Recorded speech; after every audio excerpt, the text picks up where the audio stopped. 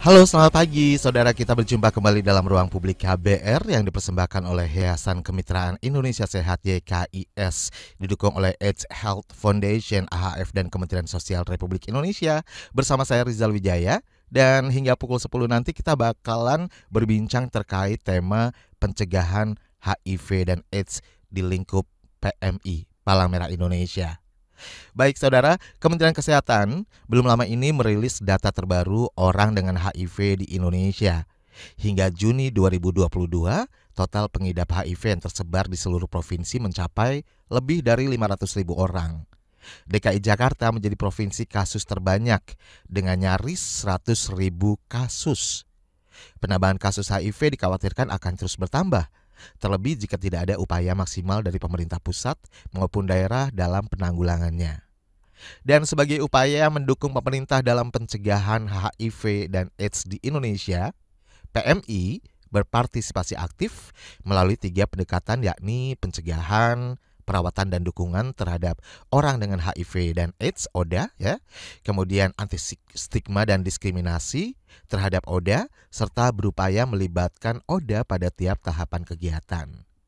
Dan komitmen PMI terhadap penanggulangan HIV/AIDS dibuktikan dengan bergabungnya PMI dengan Asian Red Cross and Red Crescent HIV Task Force, ya, atau ART pada akhir tahun 94 lalu. Nah, secara bertahap PMI meningkatkan program intervensi HIV/AIDS sebagai tindak lanjut Deklarasi Jenewa pada tahun 2001, ya. Lalu apa saja sih langkah konkret yang dilakukan oleh PMI dalam upaya pencegahan HIV/AIDS di Indonesia? Kemudian apa saja tantangan yang dihadapi? Kita akan perbincangkan lebih dalam bersama narasumber kami yang sudah terhubung secara virtual melalui aplikasi Zoom. Pagi hari ini saya akan sapa terlebih dahulu, ada Ibu Iskomala, Sekretaris PMI Jakarta Timur. Selamat pagi, Ibu Eki, ya saya panggil, ya. Selamat pagi, Mas Rizal. Sehat ya Ibu Eki? Alhamdulillah, gimana kabarnya, Mas? Sehat, Alhamdulillah Alhamdulillah. sehat. Tetap semangat ya meskipun masih dalam kondisi suasana pandemi yang belum berakhir hingga saat ini. Kita juga terhubung secara virtual ya Ibu, ya. Ya, Alhamdulillah masih sehat, masih banyak apa namanya diberikan kesempatan untuk beraktivitas ya, walaupun pandemi, tetapi tidak menyurutkan semangat kita untuk tetap memberi manfaat untuk orang lain. Siap. Dan pagi hari ini kita akan ngobrolin seputar apa namanya pencegahan HIV/AIDS di lingkup PMI Palang Merah Indonesia. Dan Ibu Eki ini selaku sekretaris PMI Jakarta Timur. Ini saya sering lewat nih depan kantornya Bu Eki nih. Rute saya ke kantor. Baik, Bu Eki. Sebelumnya mungkin sebelum kita ngobrol lebih dalam ya, bisa dijelaskan seperti apa sebenarnya latar belakang kehadiran PMI di Indonesia. Wah, ini ceritanya bisa satu SKS sendiri ini kalau cerita sejarah berdirinya Palang Merah Indonesia. Singkat saja Tapi deh. iya, eh, tapi sebenarnya apa ya latar belakang berdirinya PMI itu kan sama mengacu dengan berdirinya Palang Merah Internasional karena ini sebuah kebutuhan negara, sebuah kepentingan pemerintah, artinya waktu pada saat dulu banget gitu ya perang Solferino tahun 1859 di Italia kan Henry Dunant juga mendirikan perhimpunan, sebenarnya bukan bukan perhimpunan yang didirikan terlebih dahulu, tetapi bagaimana dia memikirkan pada saat terjadinya perang itu banyak banget korban, terus inginnya tuh ada banyak relawan yang membantu gitu. Tapi uh, relawan-relawan ini harus diwadahi dengan sebuah perhimpunan yang bisa menjamin apa namanya keamanannya, keselamatannya, kayak gitu. Terus pengakuannya sebagai relawan dan juga layanan-layanan yang diberikan juga terorganize dengan baik. Makanya diberikanlah dulu sebelumnya Komite Internasional dulu pada tahun apa namanya pada saat Solferino itu. Kemudian uh, singkat cerita Indonesia juga pada tahun 1945 uh, lahirnya Perhimpunan Nasional PMI itu sebenarnya 1 bulan setelah Indonesia dinyatakan merdeka karena dibutuhkan memang sebuah perhimpunan yang independen yang bisa membantu pemerintah dalam menjalankan tugas-tugas sosial kemanusiaannya, termasuk saat itu memang fokusnya adalah PMI membantu tugas-tugas dalam Iya, membantu korban perang, merawat luka, pasien dan sebagainya. Hingga akhirnya pada saat sekarang sudah berkembang menjadi pelayanan kemanusiaan yang lebih masif lagi, penanganan bencana, oke. pandemi, pelayanan darah. Baik, Bu Eki, ini jadi PMI merupakan kalau masyarakat mungkin ya sepengetahuan Mm-mm. masyarakat sejauh ini selama ini ya yang diketahui PMI merupakan lembaga kemanusiaan apakah bentukan pemerintah atau lembaga kemanusiaan swasta atau seperti apa sebenarnya? Iya, kalau dibilang bentukan pemerintah ya memang kita bentukan pemerintah karena ini yang membutuhkan adalah pemerintah. Karena Hmm, dalam undang-undang nomor 1 tentang kepala merahan saja yang menyelenggarakan kepala merahan ada dua, pemerintah dan negara dan PMI sendiri. Artinya PMI tidak akan berjalan kalau tidak dibentuk oleh pemerintah gitu. oke. Tetapi kita bukan organisasi pemerintah. Kita tetap non pemerintah yang independen, bukan LSM pula gitu. Baik. Ya, dan tadi disebutkan juga bahwa awalnya memang dibentuk karena untuk apa namanya memberikan solusi bagi korban perang, membantu gitu ya. Kemudian secara bertahap terus berkembang sesuai zaman ya kan. Dan pada akhirnya ini program-programnya juga menyasar ke terkait dengan persoalan HIV/AIDS di Indonesia. Nah, Iya. ini mengapa jadi akhirnya concern dengan persoalan HIV dan AIDS di Indonesia ini seperti apa nih? Ya, sebenarnya tugas PMI kan dijelaskan dalam Undang-Undang Kepala Merahan, salah satunya adalah tidak hanya memberikan bantuan kepada korban konflik bersenjata atau kerusuhan atau korban bencana, tetapi juga ada pelayanan kesehatan di dalamnya. Gitu. Nah, PMI sebagai auxiliary to the government, artinya kita membantu mendukung tugas-tugas pemerintah dan kalau pemerintah menyelenggarakan pelayanan kesehatan terkait dengan Oke, penanganan HIV/AIDS, PMI berpartisipasi aktif di dalamnya. PMI juga punya kebijakan yang memang mencantumkan terkait dengan pengendalian HIV dan AIDS. Gitu. Itu bagian dari tugas PMI membantu tugas-tugas pemerintah. oke. Tapi sebenarnya ada nggak sih program khusus yang memang difokuskan kepada penanganan HIV/AIDS di Indonesia, khususnya di Jakarta Timur gitu ya? Kalau Bu Eki sendiri ya? Ya, kalau di Jakarta Timur sebenarnya mengadopsi dari apa yang ada kebijakan di PMI pusat. Dengan tiga pilar itu kita menyelenggarakan.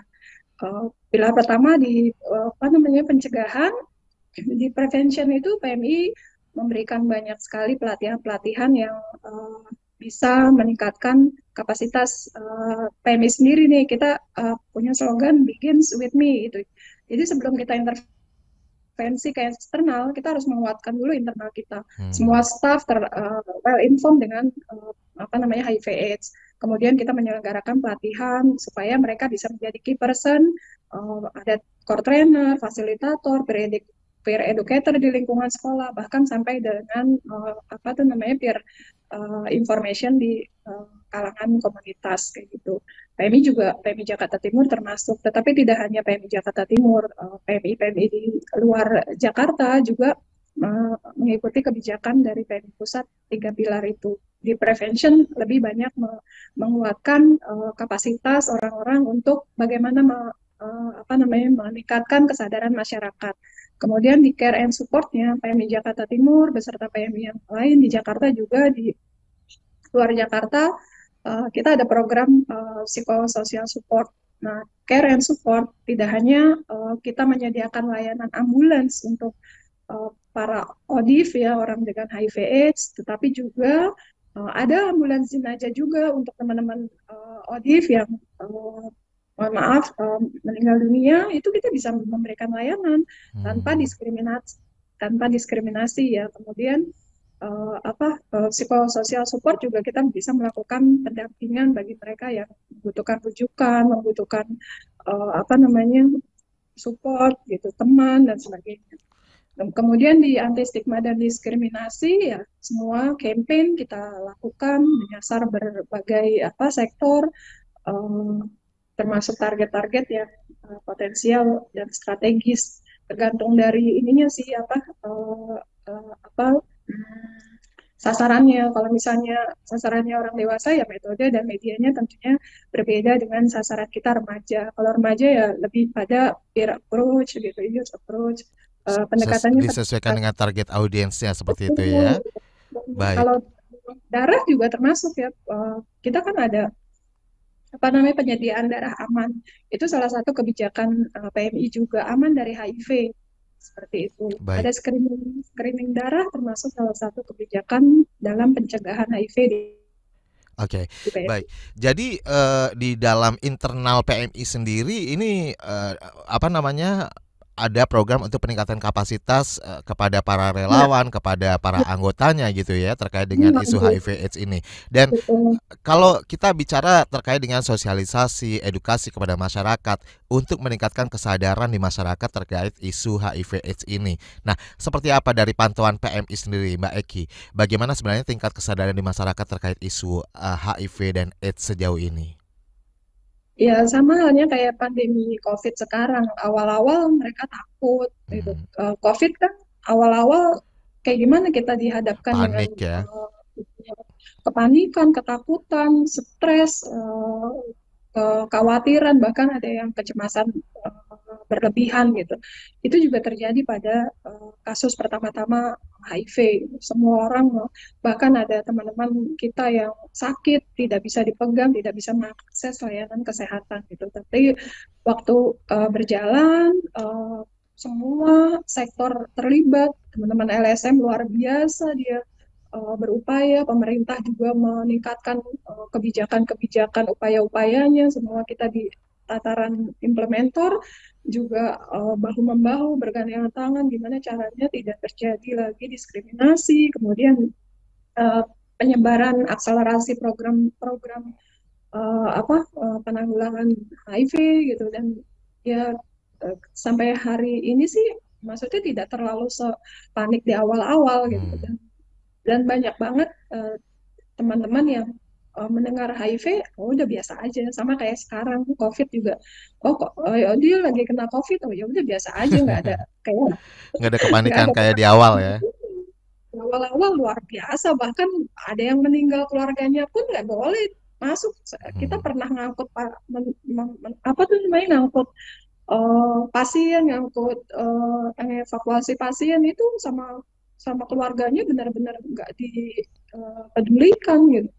Bahkan ada jenazah yang diletakkan aja, jenazah teman kita Odif gitu, orang dengan HIV diletakkan di luar, boro-boro boleh masuk ke ini. Hmm. Akhirnya ya kita balik aja, nggak usah daripada diserbu masyarakat itu, sampai sampai sebetulnya ketakutan dulu. Tapi sekarang uh, support dan tingkat kesadaran masyarakat semakin meningkat, tingkat pengetahuan terutama. Dan pengetahuan meningkat artinya upaya pemerintah, upaya kita nih sebagai NGO di bawahnya, sebagai implementer itu juga kuat banget menyebarluaskan informasi bahwa HIV itu nggak semengetap menakutkan Hmm. seperti itu.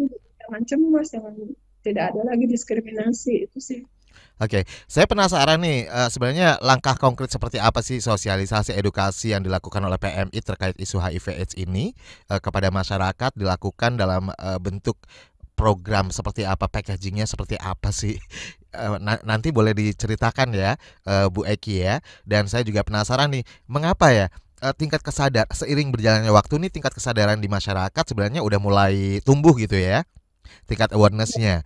Tapi di Iya, sisi lain masih terjadi yang namanya stigma, diskriminasi. diskriminasi. Apa sebenarnya yang salah? Apa sebenarnya yang terjadi di masyarakat kita? Tapi tahan dulu karena kita harus jeda untuk iklan.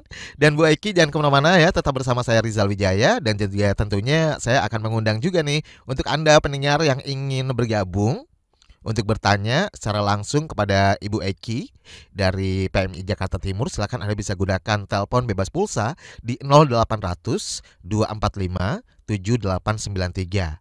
Untuk SMS dan WhatsApp di 0812 118 8181 atau live chat YouTube Berita KBR atau mention ke Instagram @kbr.id.